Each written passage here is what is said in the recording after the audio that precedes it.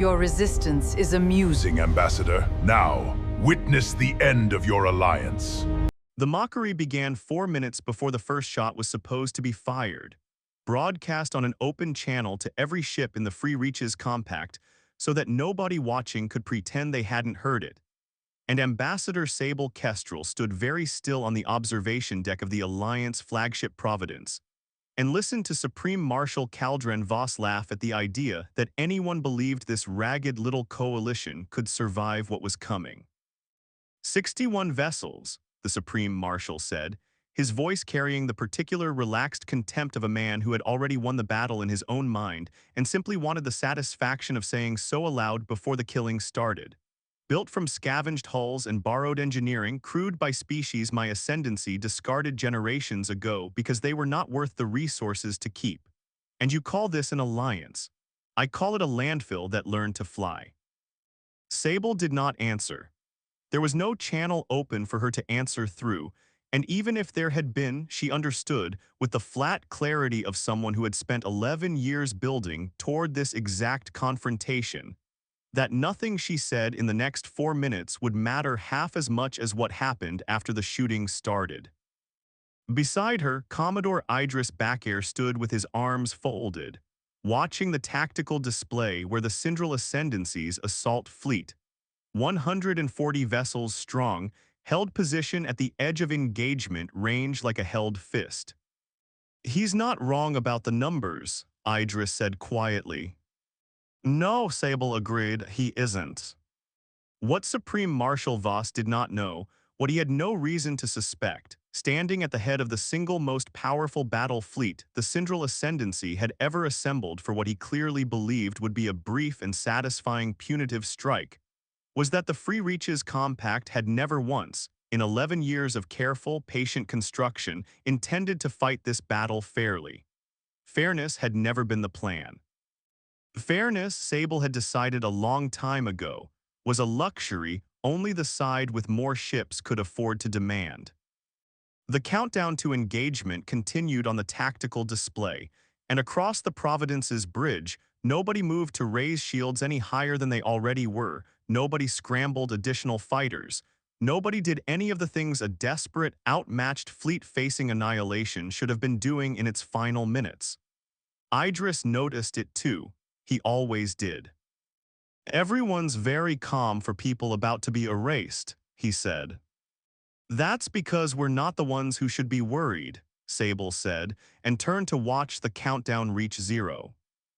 The Ascendancy fleet's opening barrage never arrived.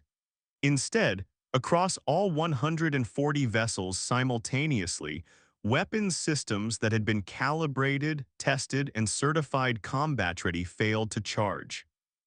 Not all at once, not in a way that looked like sabotage from the outside, but in the slow, staggered, maddeningly plausible way that equipment failure actually happens. One capacitor bank here, one targeting array there, until nearly a third of the Ascendancy's forward-firing solutions simply refused to come online. On the Providence's bridge, nobody cheered. Sable had trained her people out of that particular instinct years ago, because premature celebration was how you got sloppy, and sloppy was how 11 years of work unraveled in the final 30 seconds. But she felt Idris exhale slowly beside her, felt the tension in the room shift from dread to something closer to grim, focused anticipation.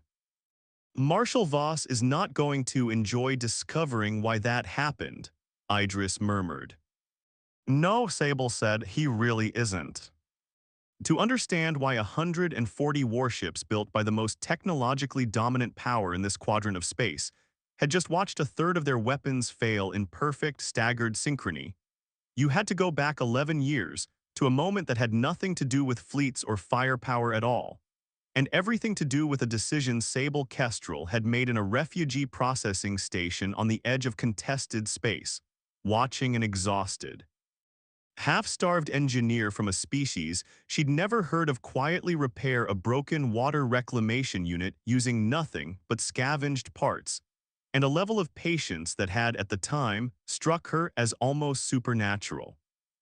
The engineer's name was Koru Velanth, and she belonged to a species called the HFY, small, deliberate, deeply methodical builders, who communicated in careful, layered sentences that Sable had initially mistaken for slowness before she understood it was actually precision, the habit of a mind that had learned, through generations of brutal necessity, never to say anything it hadn't already triple-checked. "You are compact," Koru had said, not quite a question, studying Sable with the particular wariness of someone who had learned the hard way that new authority figures rarely meant well. "You are here to relocate us again." "I'm here to ask what you need," Sable had said, which was, she would later realize, the single most consequential sentence of her entire career. Though she hadn't understood that yet, standing in a processing station that smelled of recycled air and quiet, exhausted grief. What Koru needed, it turned out, was not relocation. It was purpose. The HFY had spent 4 centuries as bonded labor within the Cindral Ascendancy's industrial infrastructure, building and maintaining the vast logistics networks, supply chains, and communications relays that kept the Ascendancy's war machine functioning smoothly across dozens of conquered systems. They had been, by any measure, essential to the Ascendancy's power. And when Ascendancy engineering finally advanced enough that automated systems could replace bonded labor at scale, the HFY had been discarded wholesale, entire populations abandoned on stripped, resource-poor worlds with no infrastructure, no protection, and no acknowledgement whatsoever of 4 centuries of labor that had built an empire. "They did not free us out of mercy," Koru had told Sable in that same careful, deliberate cadence during one of the long conversations that would eventually reshape the entire strategic foundation of the Free Reaches Compact. "They freed us because we became cheaper to discard than to maintain. There is a difference, Ambassador, and I would ask that you never confuse the two." Sable had not confused the two. She had instead asked a question that no other power in the region had apparently thought to ask in 4 centuries of Ascendancy dominance. "What do you know about the systems you built?" Koru's answer to that question, delivered across weeks of careful, methodical explanation, was the seed from which the entire Free Reaches Compact eventually grew. The HFY did not merely know the Ascendancy's logistics infrastructure. They had designed most of it, generation after generation of bonded engineers refining supply chain protocols, communications relay standards, and reactor calibration systems that the Ascendancy's own citizens had long since stopped bothering to understand in detail. Content to let the infrastructure simply work while they focused on the more glamorous business of conquest.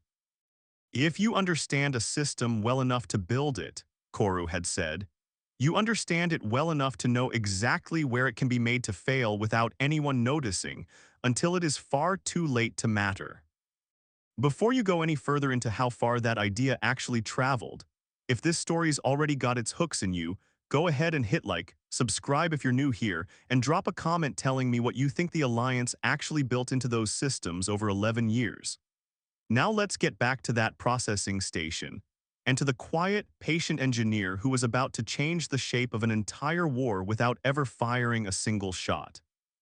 Sable had understood, sitting across from Koru Velanth in that cramped processing station 11 years earlier, that she was looking at something considerably more valuable than a single displaced engineer with useful knowledge.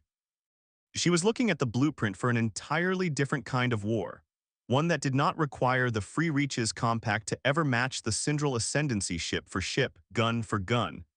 Because matching an empire that had been conquering and consolidating for 4 centuries was never going to be a fight humanity or any of its allied species could realistically win through conventional buildup alone.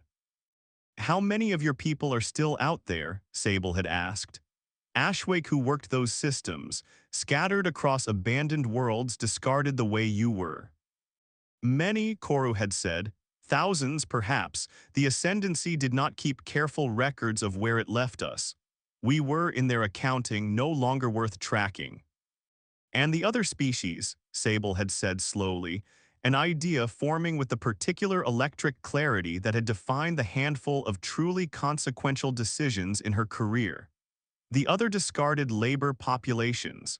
Do you know where any of them are? Koro had gone very still, studying Sable with an intensity that made the ambassador understand she had just asked a question that mattered far more than she initially realized. You are asking whether the Ascendancy's discarded workforce could be gathered, reassembled, given purpose again. I'm asking whether an empire that spent 4 centuries building its power on the backs of species it now considers worthless might have made a mistake it doesn't know about yet. What followed over the subsequent 11 years was not a military buildup in any conventional sense, though the Free Reaches Compact did eventually assemble its 61 vessels, scavenged and repurposed and lovingly, painstakingly restored by exactly the kind of patient engineering expertise the Ascendancy had thrown away without a sec. On thought, the real work, the work that actually mattered, happened quietly in the unglamorous business of infrastructure standards, technical consultation contracts, and the kind of long, patient diplomatic relationship building that never made headlines and never showed up on any tactical display. Because here was the truth that Supreme Marshal Kaldrenn Voss, standing at the head of his 140 vessels with his easy, contemptuous laughter, did not understand, and that Sable Kestrel had spent 11 careful years ensuring he would never suspect until it was far too late to matter. An empire built on 4 centuries of discarded labor does not simply forget the expertise of the people it discarded. It continues, quietly and unknowingly, to depend on the systems and standards those people designed, long after the people themselves have been forgotten. When the Ashwake and the other displaced labor populations, who eventually found their way into the growing Free Reaches Compact, began offering technical consultation services at competitive rates to smaller Ascendancy contractors and border system suppliers desperate for reliable engineering expertise that increasingly scarce automated systems couldn't always provide, nobody in the Ascendancy's central administration thought twice about it. Why would they? It was cheap, efficient labor, exactly the kind their empire had always relied on, offered now through legitimate contracts rather than bonded servitude, and the quality of work was, if anything, considerably better than what their own increasingly complacent engineering corps could manage. Over 11 years, quietly, patiently, contract by contract, the Free Reaches Compact's displaced engineers embedded themselves into the maintenance and calibration standards of Ascendancy logistics infrastructure across dozens of border systems. Standards that eventually, inevitably, propagated inward toward the Ascendancy's core military supply chains. Because efficient systems tend to spread, and nobody in the Ascendancy's engineering corps had any reason to suspect that the quiet, reliable contractors keeping their supply networks running smoothly might be building something considerably more patient into the work than mere efficiency. You understand, Koro had said to Sable midway through the long project in a conversation Sable still remembered with total clarity, that this will not work as a weapon in the conventional sense. We are not building something that explodes on command. We are building something that waits, patiently, for exactly the moment it is needed and not one moment before. That's the only kind of weapon they won't see coming, Sable had said. They're not looking for patience. They've never had to be patient. They've always had more ships. The dormant fail-safes embedded across 11 years of careful, patient engineering work were not sabotage in the crude, obvious sense that would have been caught by any competent security audit. They were instead precisely calibrated tolerances, subtle enough that individually, any single component would pass every standard inspection the Ascendancy's engineering corps knew to perform, because the Ascendancy had simply never developed the deep systemic understanding necessary to know what to look for.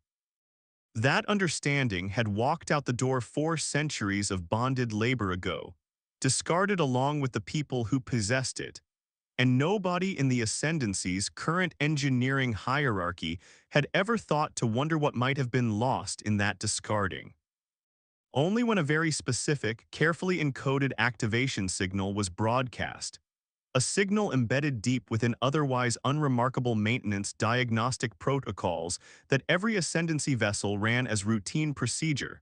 With the accumulated tolerances across thousands of individually unremarkable components suddenly, simultaneously, shift just far enough out of calibration to cause the exact kind of staggered, plausible-looking equipment failure that was currently spreading across Supreme Marshal Voss's proud, overwhelming fleet. "Systems check," came a voice over the Providence's internal comm, one of the tactical officers monitoring the unfolding engagement with the particular tight focus of someone watching a plan 11 years in the making finally reach its moment of truth. Ascendancy fleet reporting 41% weapons degradation across primary batteries. Secondary systems holding at approximately 70% capacity. They're not disabled, Ambassador, just significantly weakened. "That's exactly the point," Sable said. "We were never trying to disable them completely. That would have been too obvious, too clearly an act of sabotage they could rally around and retaliate against without hesitation. We just needed to make sure that when the fighting actually started, the numbers stopped mattering as much as Marshal Voss assumed they would." On the tactical display, the Ascendancy fleet's formation had begun to fracture, not from any external attack, but from the internal chaos of 140 vessels simultaneously discovering that critical systems were failing in ways their damage control protocols had never been designed to diagnose quickly. Because the failures didn't match any known sabotage signature, any known weapons strike, any known cause their engineering core had ever trained to recognize. Supreme Marshal Voss's voice returned to the open channel, and the easy contempt from 4 minutes earlier had curdled into something considerably sharper, considerably more alarmed. "What have you done to my fleet?" "Nothing you didn't build yourselves, Marshal," Sable said, opening the channel for the first time. "Every failing system on your ships was designed, calibrated, and maintained according to standards your own supply chain adopted voluntarily, because they were efficient and reliable and cheap. You never asked who designed those standards. You never wondered where that expertise came from, or what happened to the people who built the infrastructure your entire empire depends on before you decided they weren't worth keeping around anymore." The silence on the other end of the channel stretched long enough that Sable wondered if Voss had simply cut the transmission in fury. But then his voice returned, quieter now, and considerably more dangerous for having lost its earlier bravado. "You're claiming this is the work of discarded labor, scavengers and cast-offs." "I'm claiming," Sable said, "that an empire built on 4 centuries of expertise it threw away the moment it became inconvenient to acknowledge should have thought more carefully about what it might someday need that expertise for again. You called us a landfill that learned to fly, Marshal. I'd remind you that landfills are where empires bury the things they'll eventually need and can no longer find." Idris, beside her, allowed himself the smallest flicker of a grim smile, the first genuine sign of satisfaction Sable had seen from him since the engagement countdown began. "He's not going to take that well." "No," Sable agreed, "he isn't. But he's also not going to be able to do very much about it in the next several minutes, and several minutes against a fleet that size is exactly the window we needed." The tactical display continued its slow, unraveling documentation of the Ascendancy fleet's growing internal chaos, but Sable understood, watching it, that the weapons degradation alone would not win this engagement. Voss still commanded 140 vessels against the compact 61, and even at reduced capacity, Ascendancy firepower remained formidable enough to inflict devastating losses if the confrontation escalated into a prolonged direct engagement. The system's failure had bought them an opening. It had not by itself bought them victory. "Commodore," Sable said, turning to Idris, "it's time for the second half of the plan." Idris nodded and opened a wider channel, one that reached not just the Providence's bridge but every vessel in the Free Reach's compact fleet, and beyond them through a carefully prepared relay to a network of listening stations scattered across dozens of border systems where displaced populations who had once served the Ascendancy without acknowledgement or gratitude were waiting, as they had been waiting for 11 patient years, for exactly this moment. This is Commodore Idris Bakir, Free Reach's Compact Fleet Command, broadcasting to all Ashwake Senate and Allied labor populations currently under Ascendancy jurisdiction. The moment we have spent 11 years preparing for has arrived. You are not being asked to fight. You are being asked simply to stop. The strategy that unfolded over the following several hours was, in its own way, considerably more audacious than the weapons degradation that had opened the engagement, because it did not rely on hidden sabotage or clever engineering at all. It relied on something far simpler and Sable had always believed far more powerful: the accumulated weight of thousands of individuals, scattered across dozens of systems, who had spent years working within Ascendancy infrastructure not because they wanted to, but because the alternative had always been worse, and who now, for the first time in generations, had somewhere else to go and someone willing to stand behind their choice to leave. Across the border systems that depended on Ashwake and Senate technical labor to keep local supply chains functioning, workers began, quietly and without violence, to simply stop showing up. Not in a dramatic, organized uprising that Ascendancy security forces could identify and suppress, but in the slow, cumulative, maddeningly diffuse way that a labor force disappears when it finally has somewhere safer to be, family by family, contract by contract, until entire sectors of Ascendancy logistics infrastructure that quietly depended on discarded labor for decades found themselves, within hours, critically understaffed. They built an empire on the assumption that we would always be there to fix what broke, Koru Velanth said, standing on the Providence's bridge beside Sable, watching the same tactical display that was now beginning to show, in addition to the Ascendancy fleet's ongoing chaos, cascading reports of supply chain failures spreading across a dozen border systems simultaneously. They never once considered what might happen if we simply decided not to be there anymore. "How many are leaving?" Sable asked. "All of them, Ambassador. Every population. We spent 11 years preparing for this moment. We did not ask them to fight. We only asked them to finally choose for themselves and to trust that somewhere better than what they had been given actually existed." "It seems," Koru said, and something in her careful, measured voice carried, for the first time in the years Sable had known her, an unmistakable note of quiet, hard-won satisfaction, that they trusted us enough to say yes. On the tactical display, Supreme Marshal Voss's fleet had begun a slow, uncertain withdrawal. Not a coordinated retreat, but the ragged, uncertain movement of a fleet whose commander no longer fully understood what he was fighting, or whether continuing the engagement would cost him more than the punitive strike had ever been worth.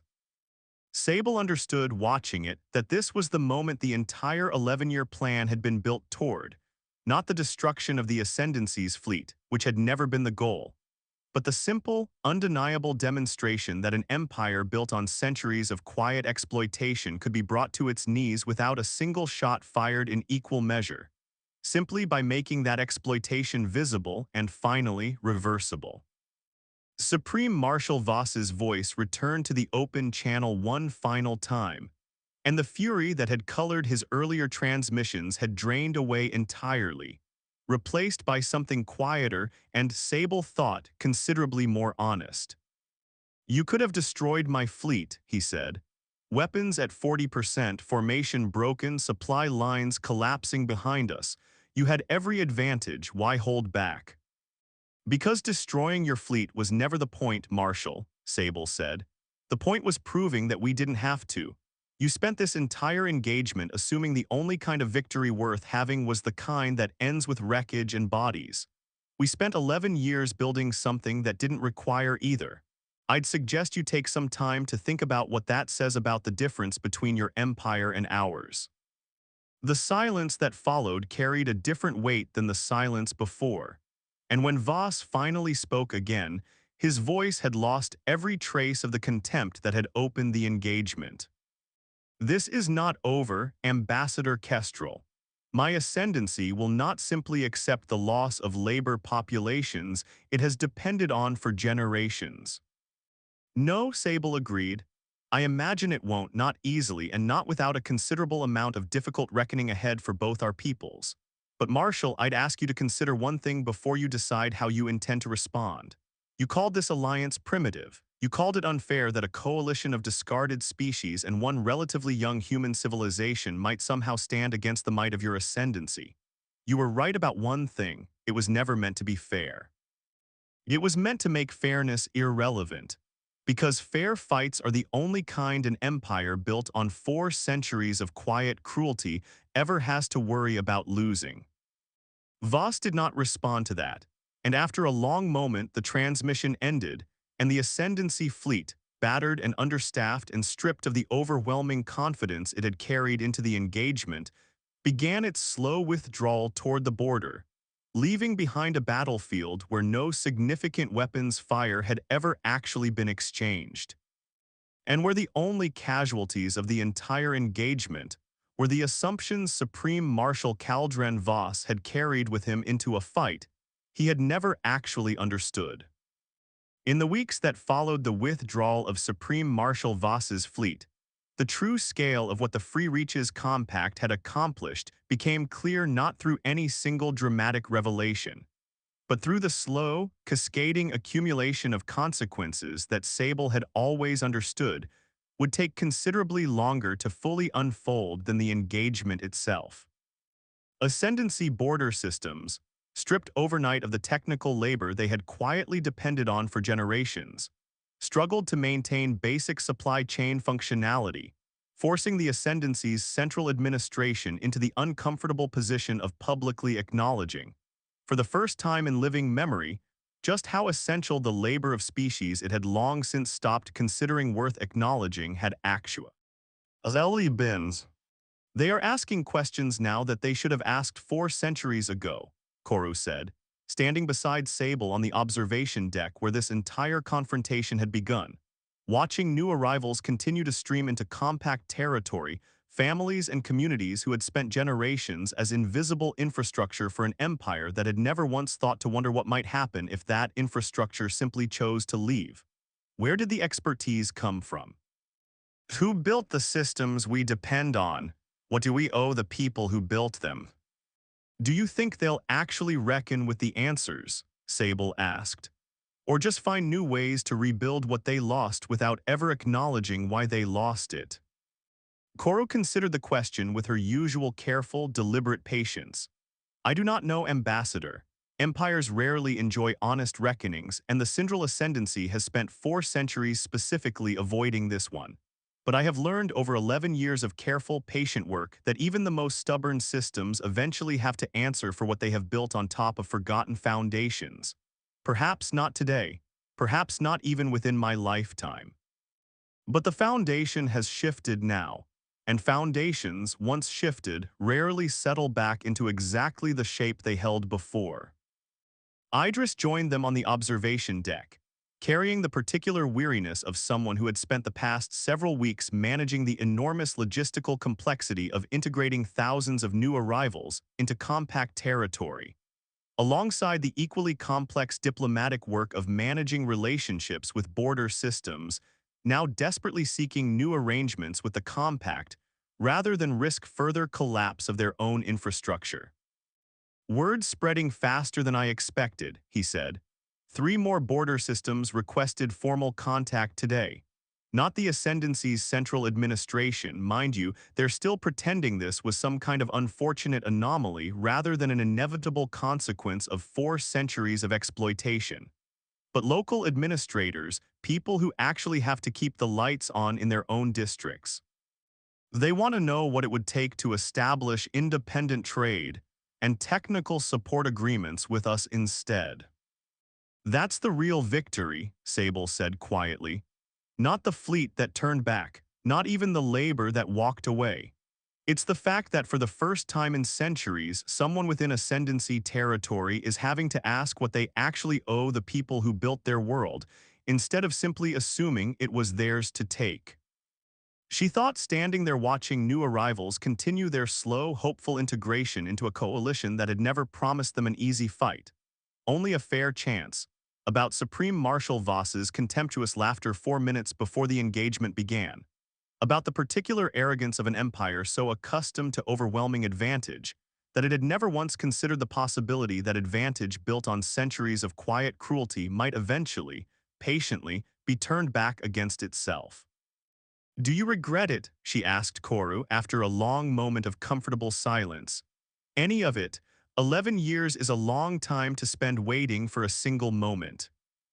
Koru was quiet for a while, watching the same slow procession of new arrivals, families who had spent generations believing themselves invisible, discarded, unworthy of acknowledgement, now walking into a future that had, for the first time, been built specifically with their expertise and dignity in mind rather than merely their usefulness. "I do not regret the waiting, Ambassador," she said finally. "I regret only that it took 4 centuries of cruelty before anyone thought to ask what we needed, rather than simply what we could provide. But I have learned in these 11 years that patience spent building something true is never wasted, even when it takes far longer than anyone would prefer. The Ascendancy built an empire on the assumption that we would always be beneath their notice.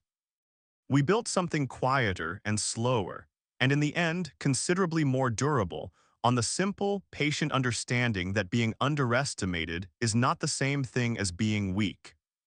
Sable smiled, watching the black expanse of stars beyond the observation deck, thinking about 140 warships that had arrived expecting an easy, contemptuous slaughter, and had instead discovered, in the space of a single unfair afternoon, precisely how much an empire could lose when it forgot to ask who had built the ground it stood on. "No," she agreed quietly. "It was never meant to be a fair fight. It was meant to be the last one where fairness was ever allowed to matter." Above them, the stars continued their slow, indifferent wheel, and somewhere beyond the border, Supreme Marshal Kaldrenn Voss carried a defeat home that had cost his ascendancy no ships, no casualties, and no dramatic battle wort.